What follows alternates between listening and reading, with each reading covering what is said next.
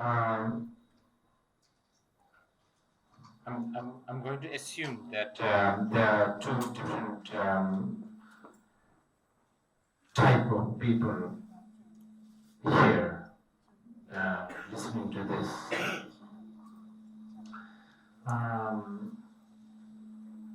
Those who are already quite familiar with the Buddhist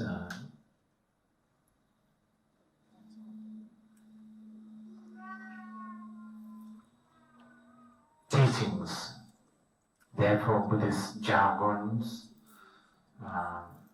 nuances, etc. And there are also some of you may be quite a beginner. Some of you are here just out of curiosity.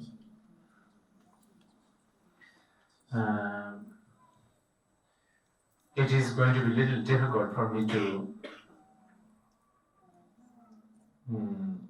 address to both types in sort of one delivery, so to speak.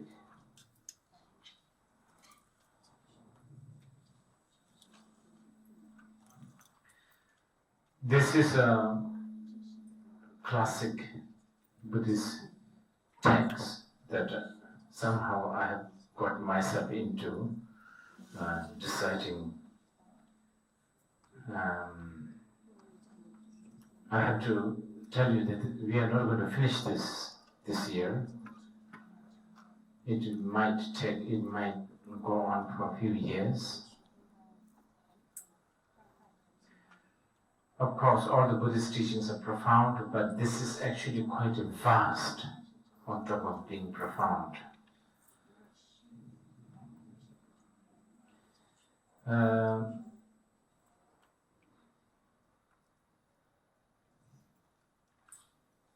This is also, I'm assuming this is also quite an important text for the Mahayana Buddhism that has been flourishing in China and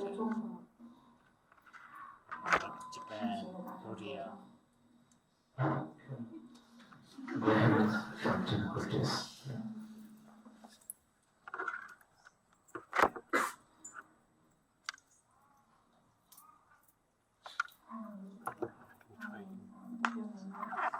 Test 1,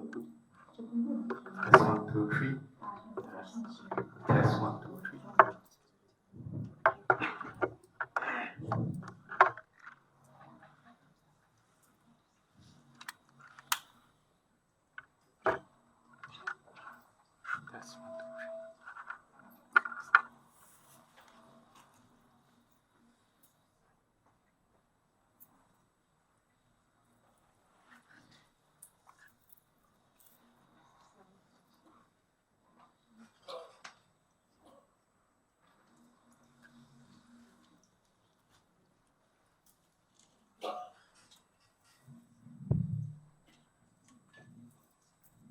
Maybe use this.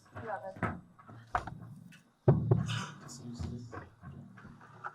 If you can use both like this at the same time.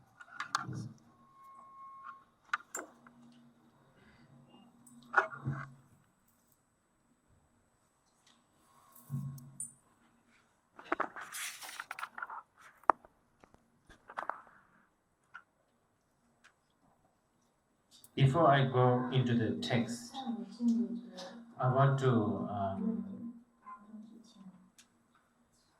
how should I put it here? I want to talk a little bit about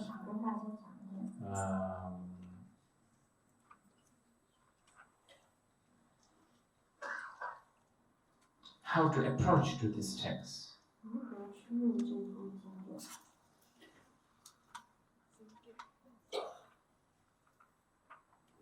I think this is quite important.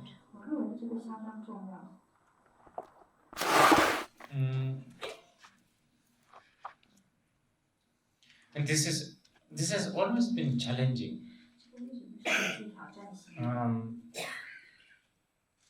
language, to begin with, language is always vague. Human language is never complete.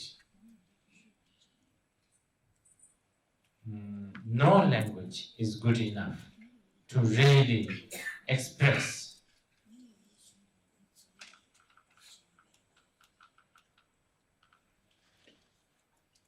And then on top of that, teachings of the Buddha,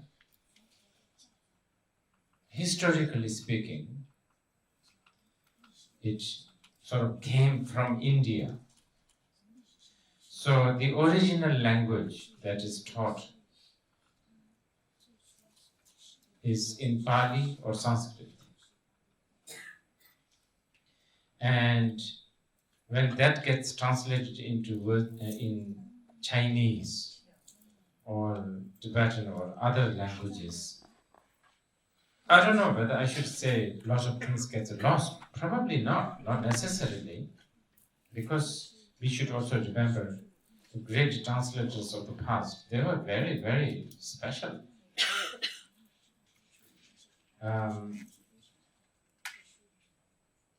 I have no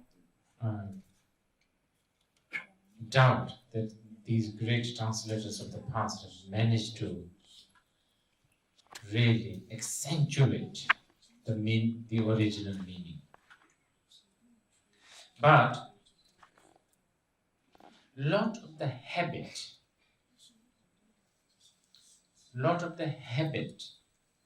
of delivery, lot of the habit of, for instance, logic between Indian and the Chinese, and now, of course, European and American, there's always going to be a little bit of a differences. I will give you one good example. I think this is an important example, actually. Not only example, I think this is something that you will have to know.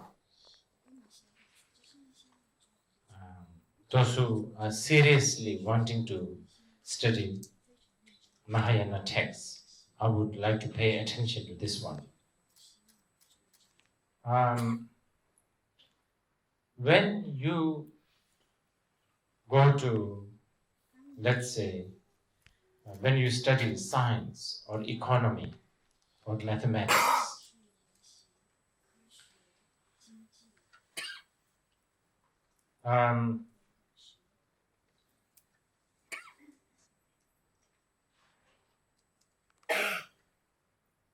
whatever is being taught is assumed or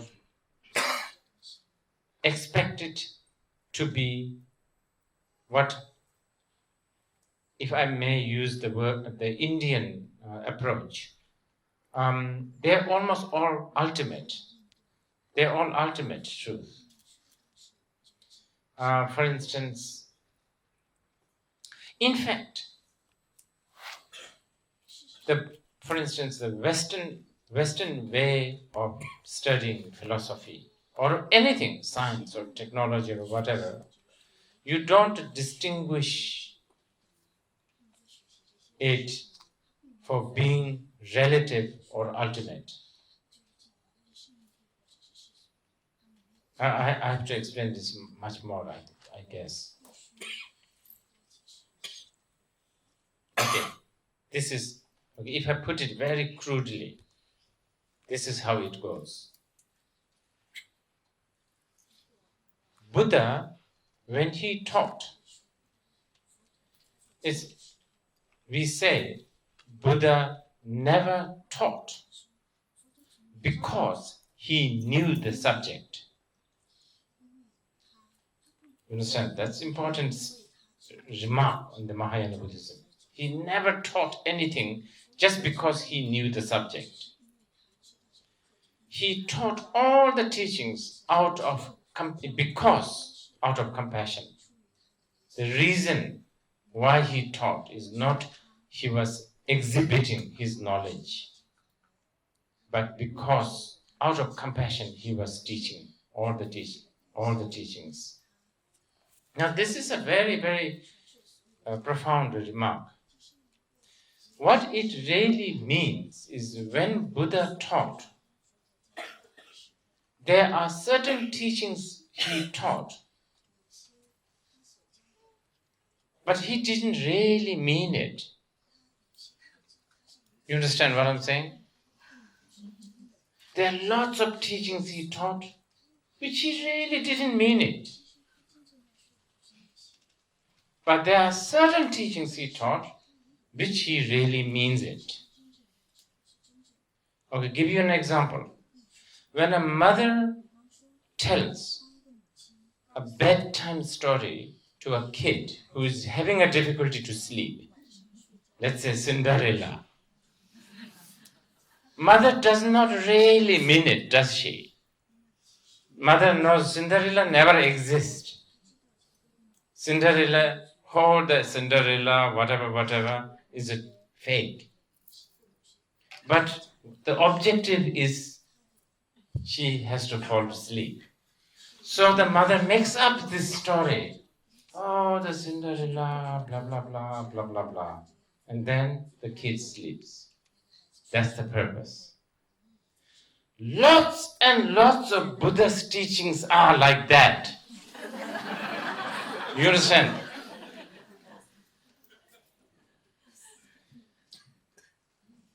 Of course, this is interesting actually. In this case, Buddha is not really wishing the kids, you and me. We are the kids. His wish is not to put us into sleep. Of course, his intention is to wake us up. But not all of us can chew and swallow the real truth. So he makes the stories. Lots of Cinderella teachings, you understand, basically. Okay? Now, if you ask me, what is it? What are the teachings that Buddha taught that he did not really mean it? That he was sort of making it up. You understand? If you ask me that, now prepare for this. Everything. From the concepts such as samsara, nirvana, bad, good, don't kill, be generous, meditate, samadhi. All of this falls into the department of Cinderella. You understand? This is important that you know. All this. Wow. So what is it that he taught which he really means it? Vajrachedika Sutra. No nose, no eyes, no this, no that, no this. You understand? Or Hat Sutra, let's say Prajna Paramita Sutra. Now that he means it. This is a very important that you know. You have to be prepared to really go through this text next few sessions. And the reason why I was saying this is, for instance, when the scientists talk about a Big Bang, even though the West does not really, Western way of delivering these does not really have the distinctions between what when Stephen Hawking, right? When Stephen Hawking never really said a relatively Big Bang exists. They don't use these words.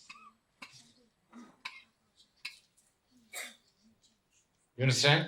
So 4 plus 4 is 8. That is, I think, assumed ultimate. We are assuming this is an ultimate. So almost all the teachings on economy, science, whatever, politics, is almost always, I think, from the Indian way of thinking, the ancient Indian way of thinking, these guys are pointing to something ultimate, but not in Buddhism. So please, you have to really be prepared for this one. Not all the Buddha's teachings, whatever he taught, he did not really mean it. Many of it, he said these things out of compassion to lure, to lead, to gradually educate. What does he say? Things like, oh, don't do bad things. Don't do bad things. Do good things. Tame your mind. Be gentle. All these are Cinderella teachings. Because in the ultimate world, Buddha does not believe in good, bad, you understand, ethical, non-ethical. Has to go beyond. Remember, no nose, no eyes, no nothing. Transcend all of that. You have to go. Yeah. So this is one nuances that you need to get used to in order to study texts like this. Because there's always a big challenge when we study Buddhism. One challenge is this. When we study the Buddhist teachings, that is a Cinderella teachings, okay? We are studying Cinderella teachings. As we read the Cinderella teachings, we think this is the ultimate truth. This happens a lot.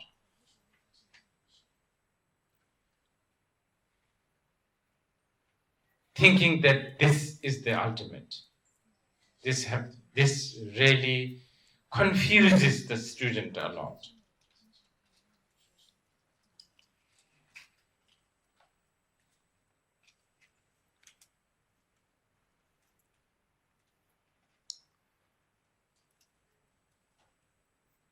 So that's one preparation I want you to have before we get into this text.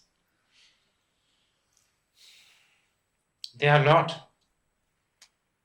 And I am afraid we have to go through all of that, I guess.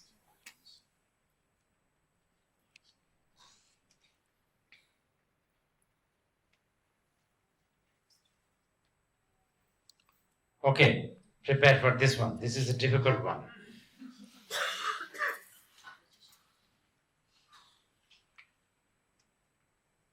Now, this is a little difficult one, and I will repeat this again and again. So don't get discouraged if you don't understand now.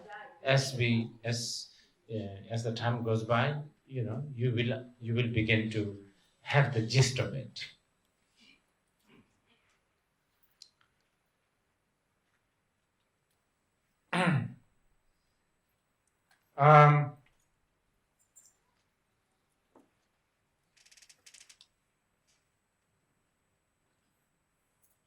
Okay, first I will give you the example. You see a beautiful rainbow. You want to take a selfie with a rainbow, let's say. What do? Don't go close to the rainbow. Don't go close. Because the moment you go close, you can't take selfie because there is no rainbow.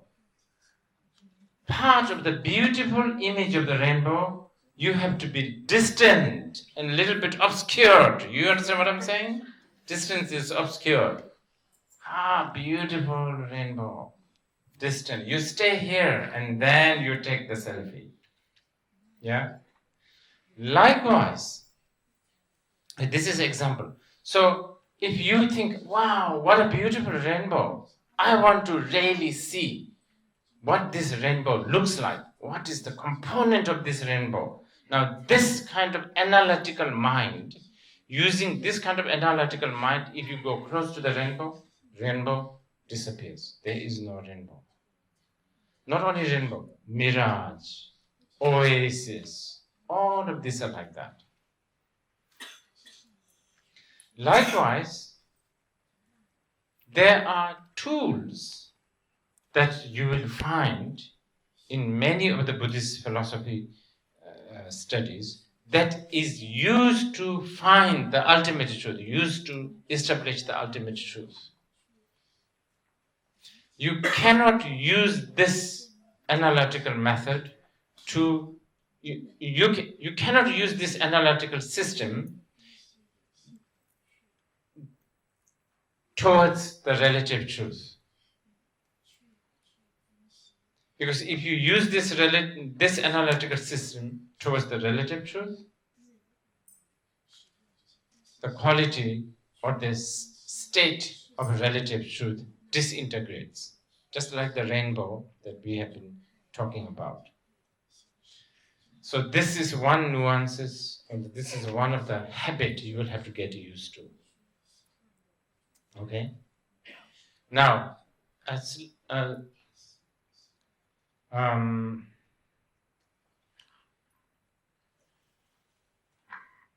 okay. And then few more you have to get used to is, actually this is again really big one. Terms, the Buddhist terms. We will be using terms such as truth a lot, because fundamentally Buddha Dharma is about truth. So we have to talk about the truth a lot. Now this is where you and I, during this, during the course, the course of these texts, we have to come to some sort of a mutual agreement what we mean by truth. In Buddhism, the truth is something that is independent, uncontrived, not fabricated, and not dependent onto something, independent basically, and also permanent. It cannot change, it should not change. That is what we mean by the truth. So I will talk about this again and again.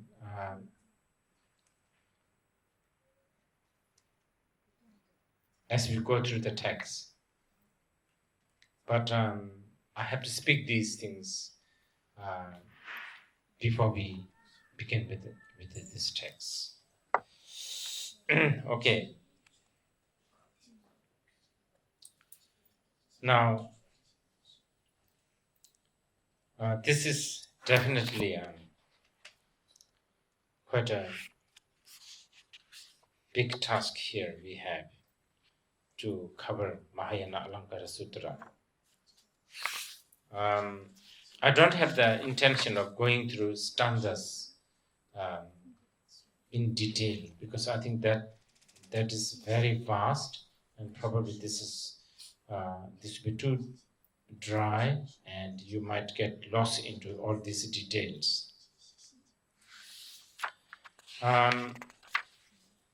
This is a text taught by the Maitreya to Asanga. I don't know whether I can use the word written.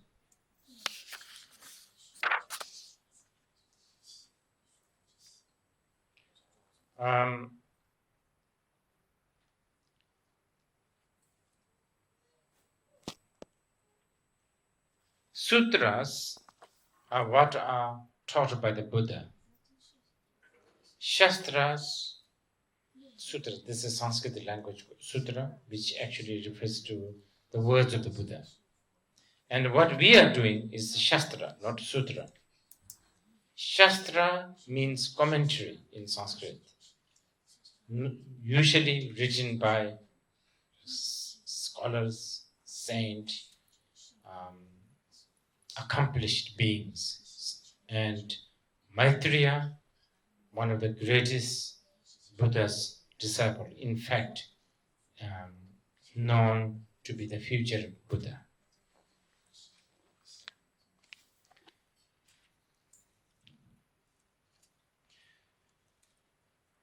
And this is, as the title states, it is like an ornament to the Mahayana Sutra.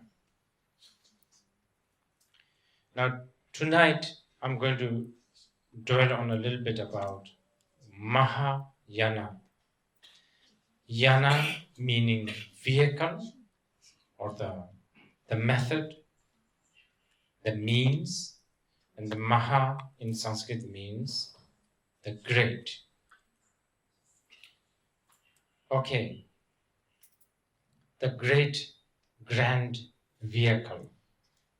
What is it that makes this particular method grand or great? Fundamentally, it is the view. It is the view that makes the path grand. What kind of view we are talking here? We are talking about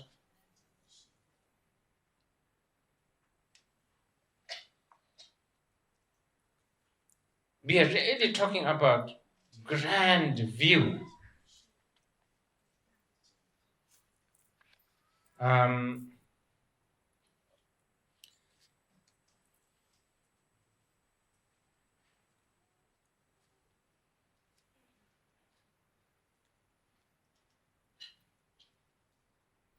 Without any distinctions, without any extreme, free from extreme, free from distinctions.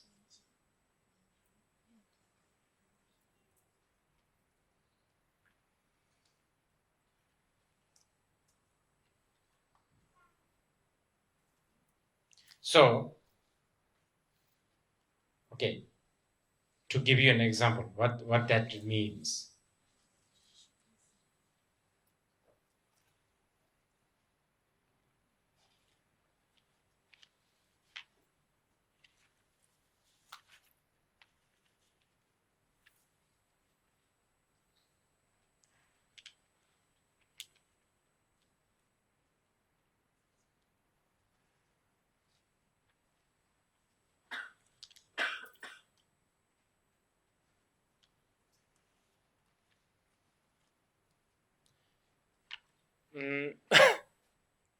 See, when we talk about a path,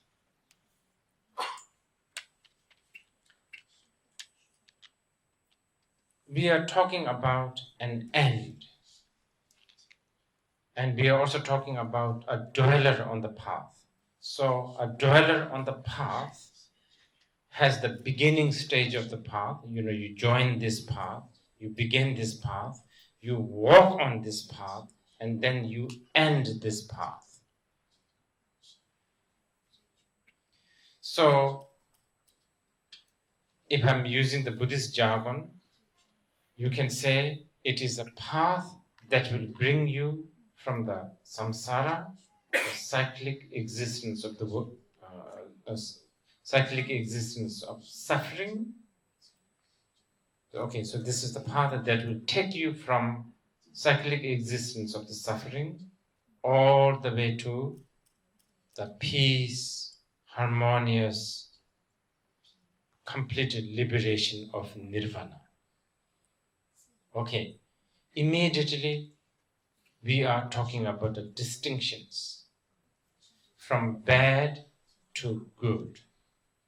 Now, this is not a grand view. So, in the Mahayana, actually, they don't believe that there is a truly independently and physically or externally existing cyclic existence. Since there is no truly existing suffering or cyclic existence, there's also no truly existing liberation. I think the easiest example is like having a nightmare. For instance, while you are sleeping in your bed peacefully, but okay, so your body is sleeping, but you are having a nightmare. Even as you have the nightmare, okay, even as you are having a nightmare, the subject, the nightmare, whatever it is, like a poisonous snake biting you, that is not really happening, even as you dream. But you go through that because there is a cause and condition such as sleeping, such as having encountered recently a very poisonous snake, so on and so forth. And because of that, you are having a nightmare. Even as you dream, that subject or whatever is happening in the dream is not really happening. So when you wake up from that nightmare, whatever you dreamt, it's not as if you actually achieved a liberation from whatever you have dreamt. There was no poisonous snake. There was no, whatever you experienced in the dream wasn't there. So how can you actually achieve a truly existing liberation? This is one example of Mahayana, or the grand view, so the grand view.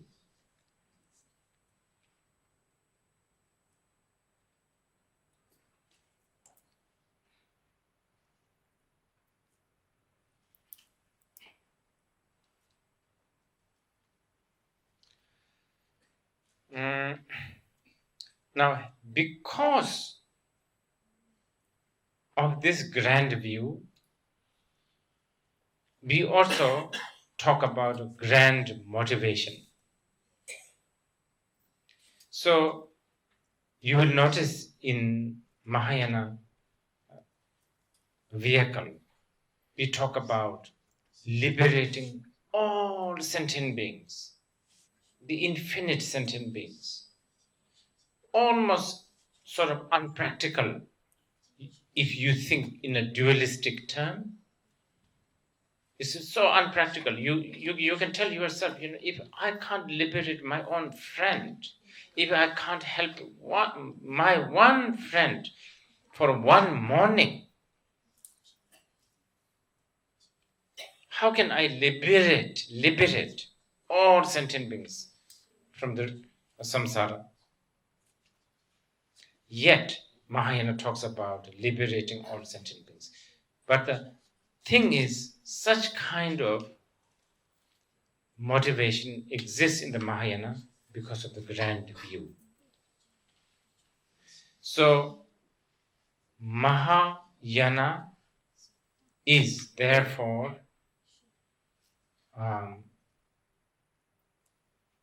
what should I call it? It's a path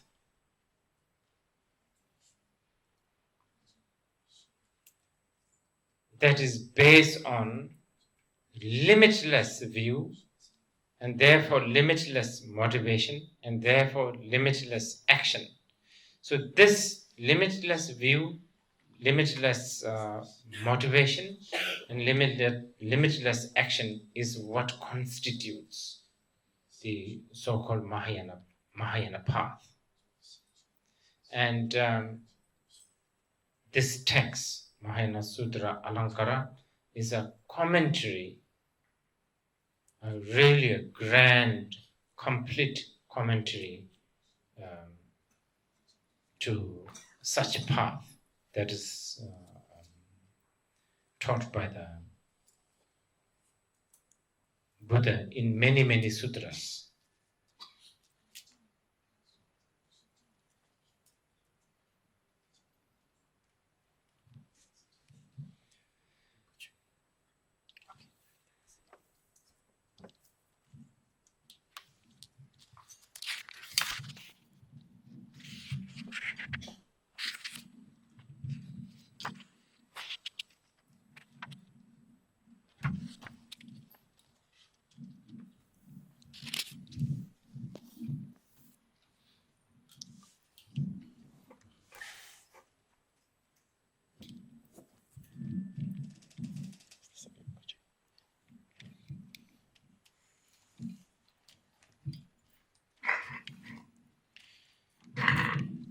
Okay. So,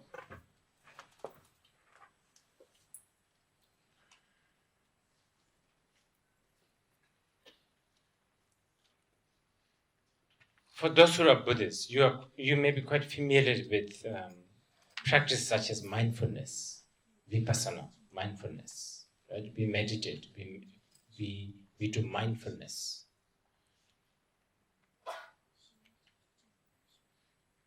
I'm trying to explain why view matters so much.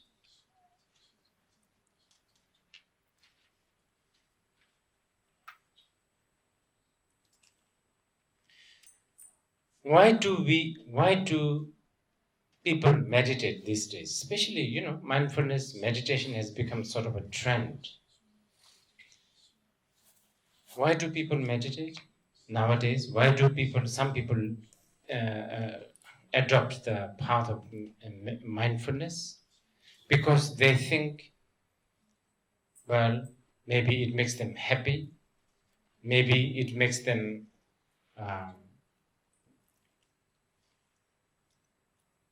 it frees them from a certain amount of stress.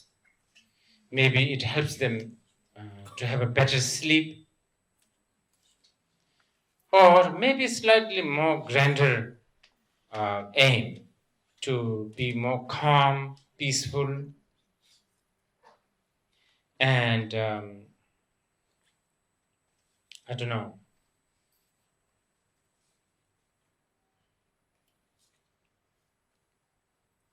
sober, some sort of a sanity. But as you can see from the Mahayana's point of view, if the view of the Mahayana is not applied, a meditation just to be free from a temporary stress is not at all the real goal of meditation that is taught in the Mahayana.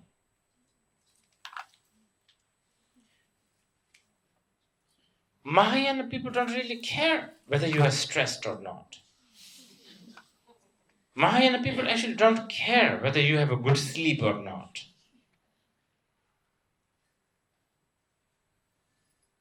What do the Mahayana people care? Mahayana people care whether you are subject of duality or not, whether you are liberated from the duality or not. That is what Mahayana care.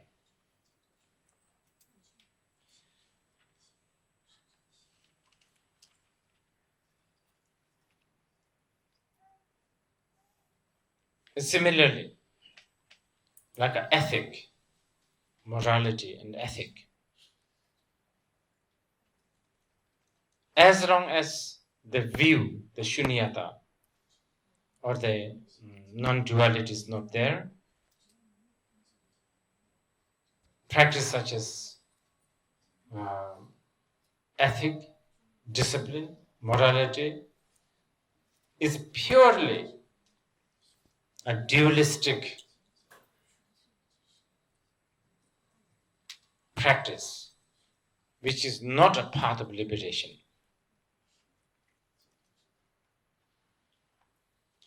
Okay, so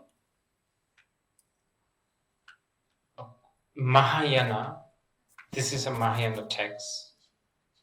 So you have to get used to this idea of grand view in order to have a little comprehension of this text.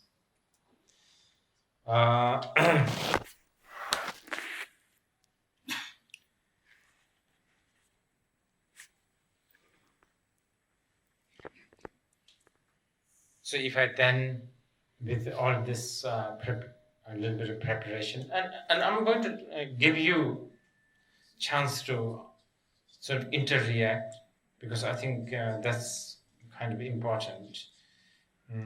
So I will let you ask questions sometimes, but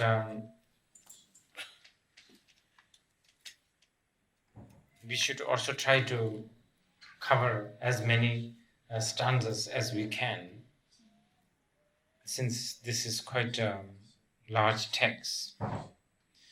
So if I may begin the verses. First,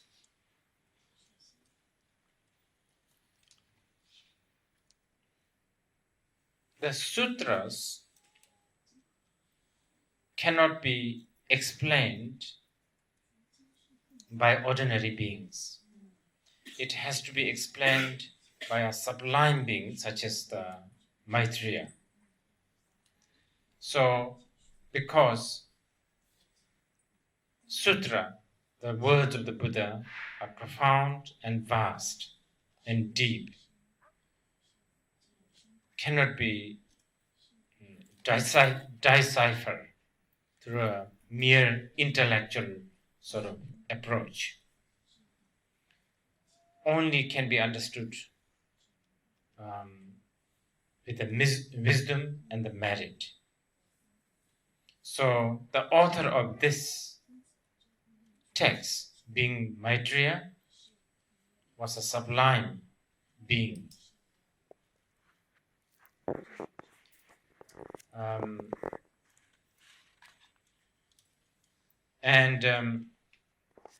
In order for listeners to be able to comprehend the vast meaning of the Mahayana, the text is spoken in verses and also make it into more humanly understandable, so to speak, with a beautiful poetic prose and verses. And for the benefit of not individual gain, such as fame and veneration from the people, but to liberate sentient beings from the suffering. With this kind of motivation of compassion, Maitreya has begun this text. This text, being a commentary to the Mahayana Sutra, is like a gold nugget that is transformed as a beautifully casted and crafted as the ornament, such as earring. We will go through this explanation a little later. This text is also like a blossoming lotus that spreads and covers all the detailed and vast points of the Mahayana teachings. This text is also like a delicious, well-prepared, delicious feast for those who are hungry, those who are hungry for the food of wisdom and method. This text is also like a timely message that will soothe our worry and anxiety. This text is also like opening the treasury box with full of priceless informations, techniques, and wisdom.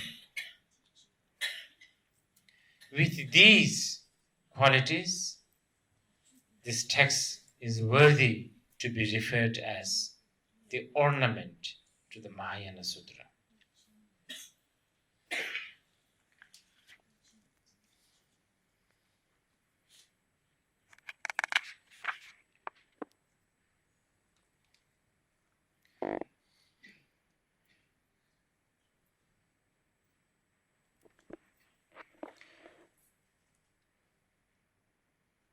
A bodhisattva is those who have taken the path to liberate all sentient beings. Those who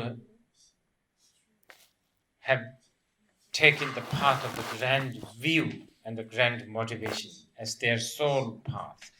These are referred as the bodhisattva. Bodhisattva has several tasks, roughly 7. A bodhisattva will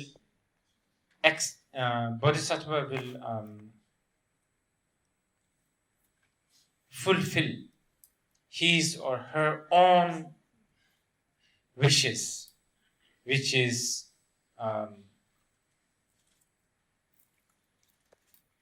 for instance, like purifying his or her own defilement.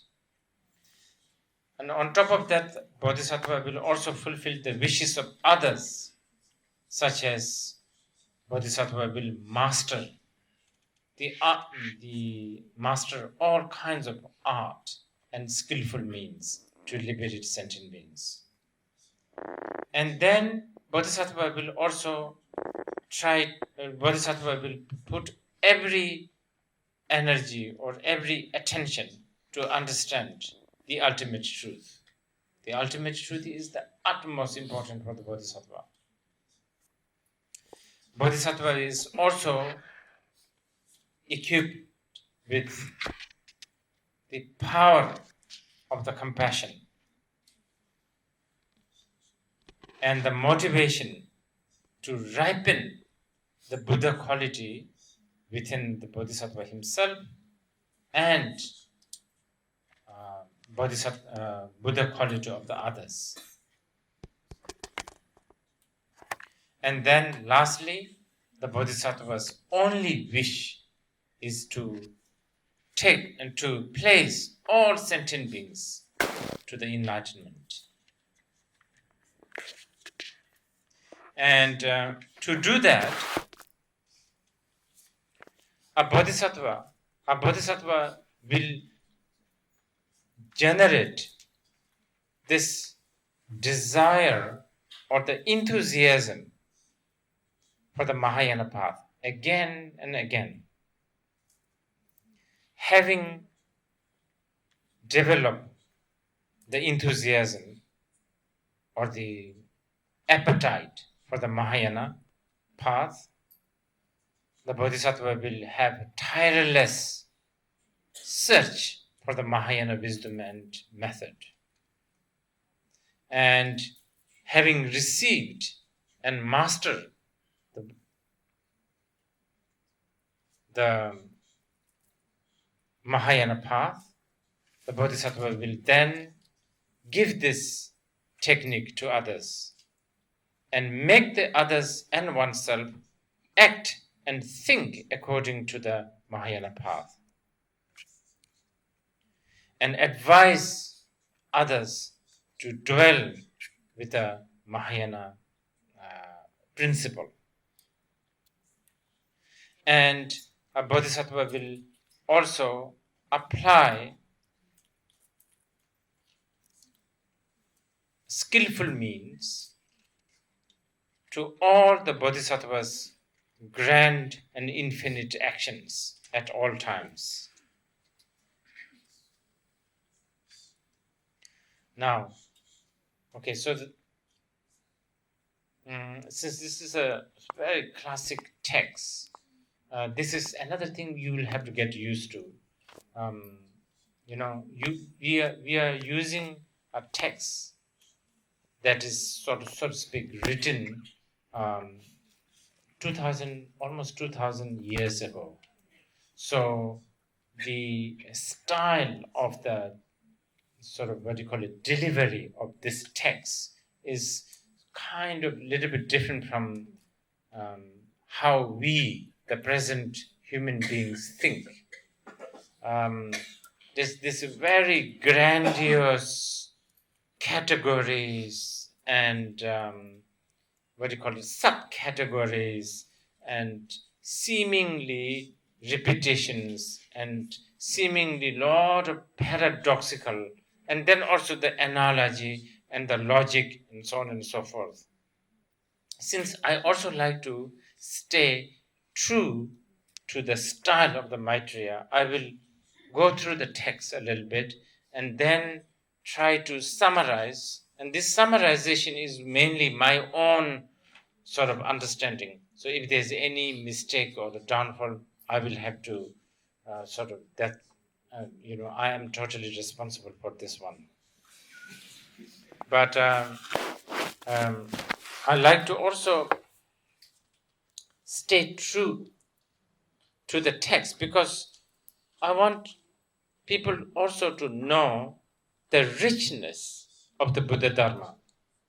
And this is because I think there's a little bit of danger. This is one of the reasons why when the organizer here, when they asked me to do something in Singapore, to teach mainly, and the subject of the teaching, I know I could always use, a weekend with a weekend of vipassana, and I'm sure, or a weekend of mindfulness. Now, this kind of generalization, this kind of simplified, is a very, very, it's a very good, it's a skillful means. I think it does help a lot of people. But I think sometimes the followers like ourselves, we can be a little bit more serious and really go deeper into the classic texts. And then really try to appreciate what is being taught, because these classic texts, they consist so many information. Otherwise, I was just talking to some young people just a few days ago,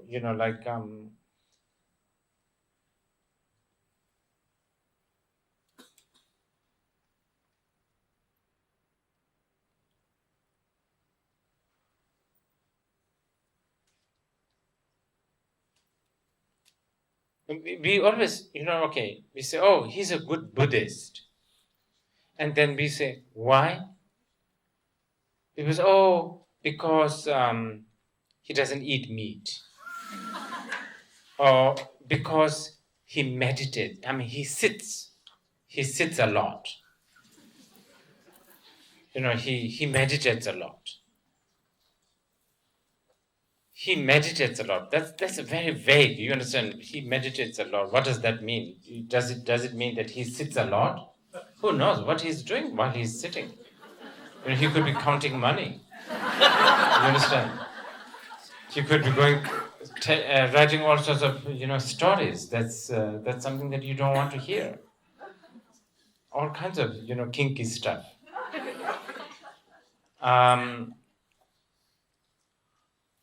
Then people talk about, he's a great Bodhisattva. And then we say, you know what I mean? Like, he's a good Buddhist because he meditates. We never hear, he's a good Buddhist because he really appreciates and really thrive, and he really his quest for the truth is unbeatable. We never hear like that. Or sometimes we hear, he's a great Bodhisattva. Why? He smiles. That's a pathetic one. Hardly we hear, he's a great Bodhisattva. Why? Because he's always angry. That works, It could actually, some Bodhisattva could be like that. could be some bodhisattvas.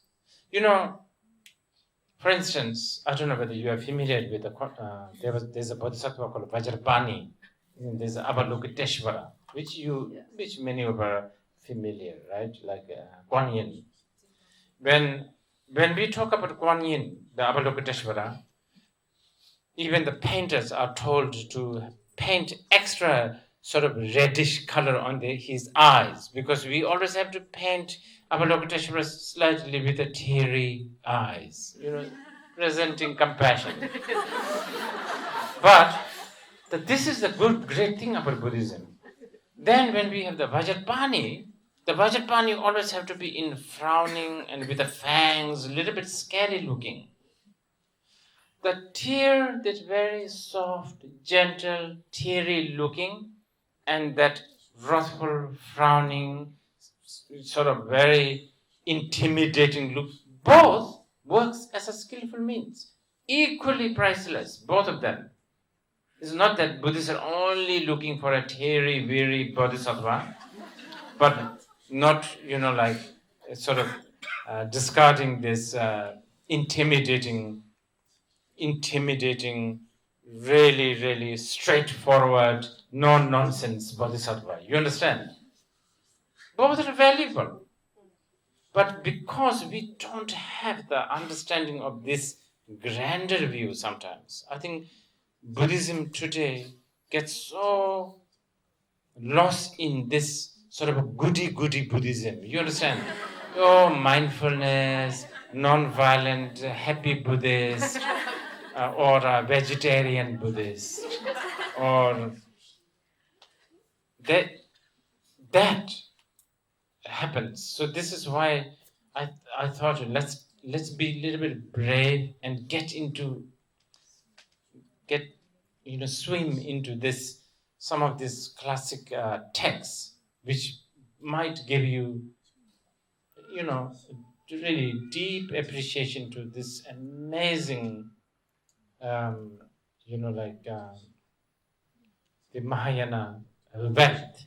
I mean, for this particular text, I was told that many great Chinese monks in the past, like I think I Ching, Fa Xin, and Xuanzang, they have really put so much effort, and you will then see why they did that.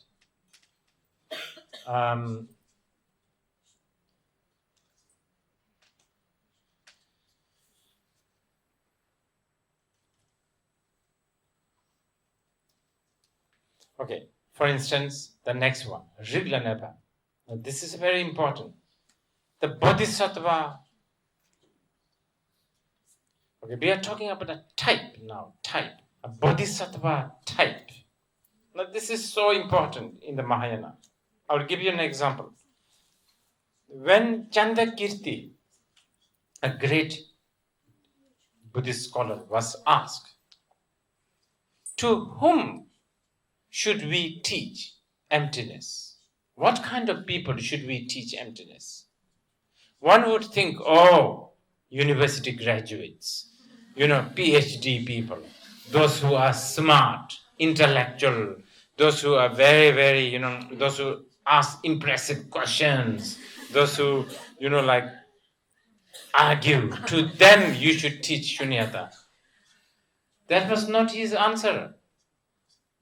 Did you know what he said? He said, one should teach emptiness to those people who, upon hearing the word Shunyata, they have goosebumps. They may not understand what that is, but they have tears in their eyes. They feel sort of very happy. They feel very at home with the words Shunyata. They have goosebumps. This is not, I'm not making these things up. It's in the text. To these people, Shunyata be taught. That is a really, really important statement. So we are talking about something like this. Type. What is Bodhisattva type?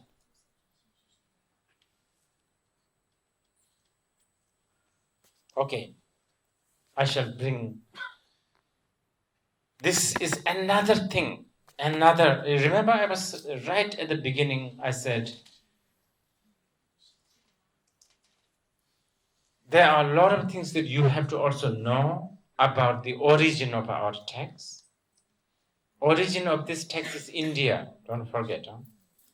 In India, there is still today something called caste.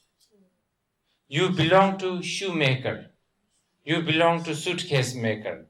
You belong to, I don't know, you belong to sugarcane maker. All that caste, king, merchant. And then some of them are really, really low caste. It's, low caste, high caste, all that caste thing. It's a very, very sort of ancient, sort of Indian way of thinking, and therefore the society is very much sort of built into that. So the word rik in Tibetan, we call it rik, it's sort of, I think in Hindi or in Sanskrit it's called varna, which is also means color. Kind of, this system got used by some of the caste, mainly like a Brahmin, who claims themselves belonging to the highest caste and looking down at the lower caste. And even today, in many parts of India, lower caste people suffer a lot. They are being told that you belong to this caste and you will never be liberated forever. Only thing you can do is to serve us higher caste, so on and so forth. The word rik here is actually the same. It is the same, the same term. But this is the grand thing about Mahayana Buddhism. This is about Buddhism. First of all, don't forget, Buddha was a rebel. What did he rebel against? He really rebelled against this caste system. That is one of his biggest rebellious thing he did. I'm talking about the Shakyamuni Buddha. So here we are talking about Bodhisattva type, Bodhisattva caste. So who is this Bodhisattva caste? In this room, is there some who are not Bodhisattva caste? No. Let me explain. This is quite, again, mind twisting, so you have to sort of listen carefully, this one. A Bodhisattva caste is anyone who knows what is pain. If somebody pinch you really hard, do you feel pain? If I'm pinching this, it doesn't feel anything. If I can hit this, it doesn't do anything, right? So this can't be Bodhisattva. This can never become Bodhisattva. But if you pinch, first of all, when you hit somebody, why do you do that? You belong to this planet where hitting somebody means making someone go through pain. You don't belong to a planet that hitting somebody is a greeting. You understand? If you happen to be that, then we are talking about different thing. But you belong to a planet that hitting somebody means it's creating pain. Therefore you do this. Now this proves that you know what is pain. If you know what is pain, more likely it is something that you don't want to have it to yourself. Good. You have a potential to be a bodhisattva. This is a big statement. I don't know. I'm not doing justice enough here. Because do you know what Bodhisattva is?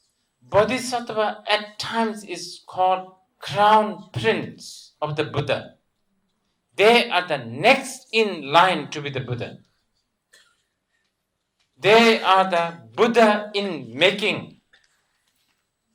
So, here, a Bodhisattva like a Maitreya is looking at these people, let's say, us. Maitreya is looking at us, jealous, angry, suspicious, short-tempered, whatever, you understand, full of aggression, full of defilements. But all these reasons of pain and anxiety, for Maitreya, it is a proof that these people are Buddha in making. I mean, they have the potential. It's a big statement.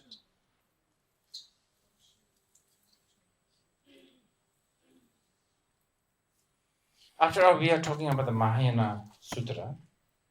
Mahayana Sutra, what is Mahayana? Mahayana is the path of the Bodhisattva. You need to know what is Bodhisattva. Can one join into the sort of the Bodhisattva club? Okay, do you want to join in the Bodhisattva club? So, a form need to be filled up. You understand? To be joined in a Bodhisattva club. What do you have? How much earning, how much, you understand, salary you have, and how much assets you have, so on and so forth. Let's say, in the Bodhisattva club, the form, if you cross over, I have no anger, I have no jealousy, I have no aggression, I'm not a suspicious person, all those negative things, if you put no, you are not qualified. You understand? What's the point? So either that basically you are saying you're the Buddha. So you don't have to join in this. But if you say, I have all that negative stuff, this is a good news. This means there's a lot of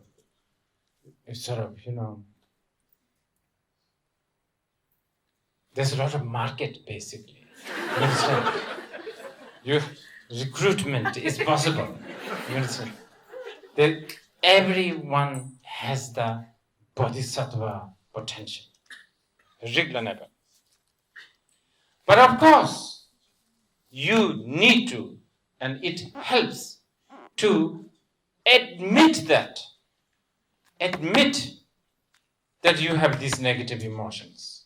Admit that you want to get into the Mahayana club, Bodhisattva club, so to speak. And therefore enter the Bodhisattva path and then acknowledge the impure perception. Acknowledge impure motivation and appreciate the pure motivation, and also ripen and upgrade and mature your pure motivation, and also understand what is immatured pure perception. To understand what is unripened pure motivation, and what is not understanding the shunyata. These are what the Bodhisattva in making need to be understood. This is still the beginning stage, so those who are having sort of a little bit disoriented feeling of not being able to sort of make it cohesive. I would not discourage too much. Please, how should I put it? Be patient. Perseverance to understand the vast Mahayana subject is kind of important. So,